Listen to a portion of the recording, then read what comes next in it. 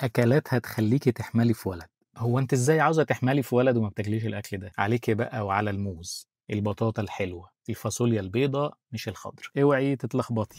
طبعًا اللي أنا قُلته ده أي كلام، وأنتِ كان نِفْسِك يبقى حقيقي، بس لو الموضوع كان بسيط كده ما كانش بقى في حاجة اسمها PGD اللي هو عملية تحديد جنس الجنين وبيتدفع فيها أرقام خزعبلية. بس هاقول لِك على تأثير بسيط كده في الموضوع ده. الحقيقة إن الأكل ملوش علاقة بنوع الجنين، واللي بيحدد ده هو الحيوان المنوي نفسه اللي شايل الكروموسوم X أو Y. بس اللي فعلا ليه تأثير بسيط إن في أنظمة غذائية بتغير بيئة الجسم. يعني مثلا الجسم اللي فيه صوديوم وبوتاسيوم أعلى بيوفر بيئة أفضل للكروموسوم واي اللي هو الولد يعني، والجسم اللي بيبقى فيه مغنيسيوم وكالسيوم اعلى بيوفر بيئه افضل للكروموسوم اكس اللي هي البنت. فمش كل حاجه نصدقها، والقرار في الاخر بايد ربنا سبحانه وتعالى. اعملي سيف للفيديو ده عشان لما حد يقول لك كلي مالح هيجي لك ولد، بعتيله الفيديو ده.